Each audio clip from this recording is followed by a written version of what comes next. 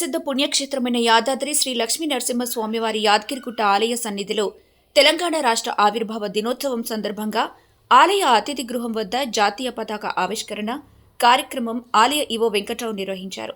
పతాక ఆవిష్కరణ అనంతరం ఆలయ ఈవో మాట్లాడుతూ ఆలయానికి వచ్చే భక్తులకు అధికారులు సిబ్బంది మెరుగైన వసతులు కల్పించేలా చర్యలు చేపట్టాలని కోరారు.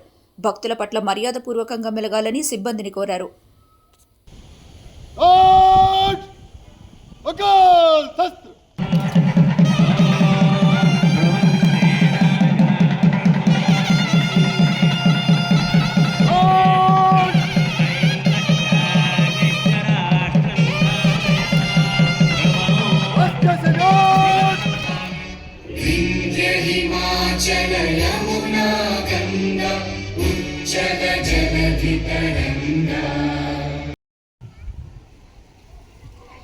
అనువంశిక ధర్మకర్త చైర్మన్ గారు మరియు దేవాలయ ఉద్యోగులు, ప్రధానాచార్యులు, మిగతా సిబ్బంది, బిఎస్ఎఫ్ జవాన్లు అందరికీ నా హృదయపూర్వక నమస్కారాలు.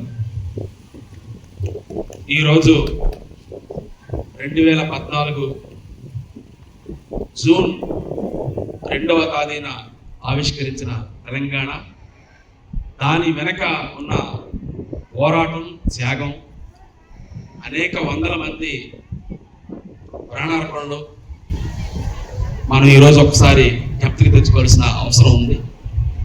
వారి యొక్క ప్రాణార్పణల ఆధారంగా అమరవీరుల అందరికి కూడా ప్రత్యేకంగా నివాళి తెలియజేసుకుంటూ వారి యొక్క కుటుంబాలకి మనం ఈ సందర్భంగా ఎంతో రుణపడి ఉన్నామని తెలియజేసుకుంటూ, ఈరోజు తెలంగాణ రాష్ట్రం ఏర్పడిన తర్వాత మన దేవాలయాల యొక్క అభివృద్ధి కానీ, అదేవిధంగా ప్రజల యొక్క అభివృద్ధి కానీ చూస్తే గత 12 సంవత్సరాల క్రితం ఏ రకంగా ఉన్నాం, ఈరోజు ఏ రకంగా ఉన్నాం, ఎంత స్వేచ్ఛగా పరిపాలన చేసుకుంటూ అన్ని దిశల అభివృద్ధి చెందుతూ తెలంగాణ రాష్ట్రాన్ని దేశంలోనే మొట్టమొదటి స్థానంలో నిలబెట్టడానికి అటు ప్రభుత్వాలు కానీ, ఇటు ప్రజలు కానీ, ఇటు పోలీస్ శాఖ కానీ అన్ని అవిరామంగా కృషి చేస్తున్నాం.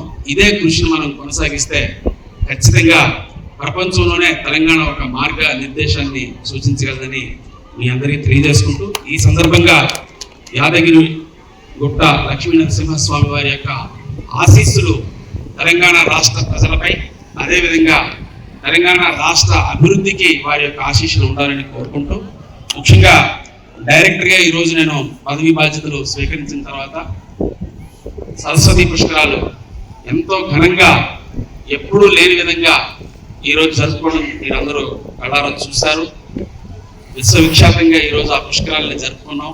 అలాగే అన్ని దేవాలయాల్లో కూడా అన్ని కార్యక్రమాలు విజయవంతంగా చేయడానికి నా యొక్క సంపూర్ణ కృషిని నేను చేస్తానని తెలియజేసుకుంటూ, ముఖ్యంగా ఈరోజు యాదగిరిగుట్ట దేవస్థానాన్ని ఈ యొక్క అందరు అధికారుల సహాయ సహకారాలతో ఏ ఒక్క చిన్న లోపం కూడా లేకుండా భక్తులందరికీ సకల సౌకర్యాలు అందజేసే దిశగా అందరూ కలిసి పనిచేద్దాం. దేవాలయ అభివృద్ధికి, ఆ దేవుని కృపకు మనందరం పాత్రలవడమే కాకుండా ప్రజలందరికీ ఆ లక్ష్మీ నరసింహస్వామి ఆశీస్సులు అందేటట్టు చేయాలని కోరుకుంటూ, అని సందర్భంగా మరొక్కసారి తెలంగాణ రాష్ట్ర అవతరణ దినోత్సవ శుభాకాంక్షలు మీ అందరికీ తెలియజేసుకుంటూ సెలవు.